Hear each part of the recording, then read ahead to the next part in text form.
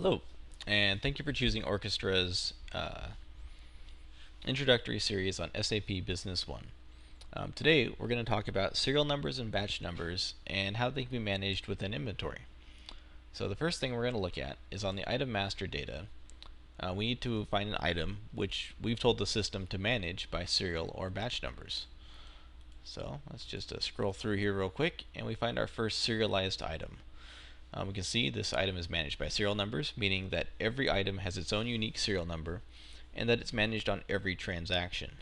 This means that the item will come in, be assigned a serial number, and upon delivery that serial number is going to follow it. If that item is then returned, that serial number will stay with it. It'll be brought back into the system and available for resale or repair or to be discarded. But it'll still have that same unique identifier.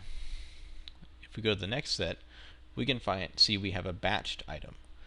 Batches are just serial numbers with a many-to-one relationship. So for example, if we get a receipt of 100 items and we say it's batch managed, we can assign all 100 of those items a single unique number, and in this case we've also told it on every transaction. And then of course on delivery we'll have to say from what batch are we delivering from. So let's look at some of the reports available to help us manage these items. Our serial number transaction report has multiple options for refining our search. We can refine by date, by the serial numbers, what warehouse it's in, what business partner it's purchased from or sold to, and what documents the item appears on. So I'm just going to leave this wide open so we see every serialized item in the system. And what we can see here is that we have a variety of items. I believe we have 570 something, 577 currently within the system. We can see what warehouse they're in, what date they were brought into the system, what their serial number is, their lot number if they have one, same with the manufacturer serial number, and if it's available or unavailable. Now this first one is a good example of an item that was brought in, sold, and then returned. You can see we were brought in on 110, sold on or delivered on 125, and returned on 323. Now here we have an example of one which is brought in, sold, returned, and then resold to a different vendor. We can sort by any of these columns.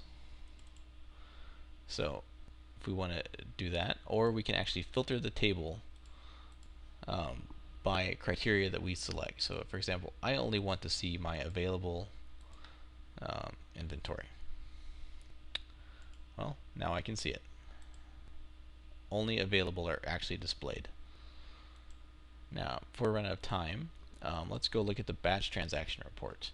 It's very similar to the inventory transaction, or not the inventory, the serial number transaction report, except that it has a couple specific batch-related fields: the batch number and the batch attributes, and the batch status. Batch statuses are not available, unavailable, they're released, not accessible, or locked. This is a great thing if you have quality control. If a batch comes in and you want to inspect it before it's available for sale, you'll say that its default status on receipt is not accessible or locked. And then it has to be inspected and then physically released before it's available for sale. So again, let's just run this guy wide open.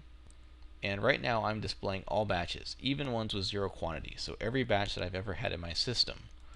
Now if I uncheck this, what I find is all the batches that I actually physically have in the system at this time. And here's an example of a partial batch. It was brought in at 50 units, and 15 of those have been sold. We have 35 remaining. If I were to do another goods receipt, and it were actually for the same batch from the manufacturer, I could apply them back to this batch and increase its number. Well, that's all we have time for right at the moment, but I hope this has been helpful. And if you have any questions, please feel free to contact us, 559-477-4256, or on the web at orchestrateam.com. Thank you.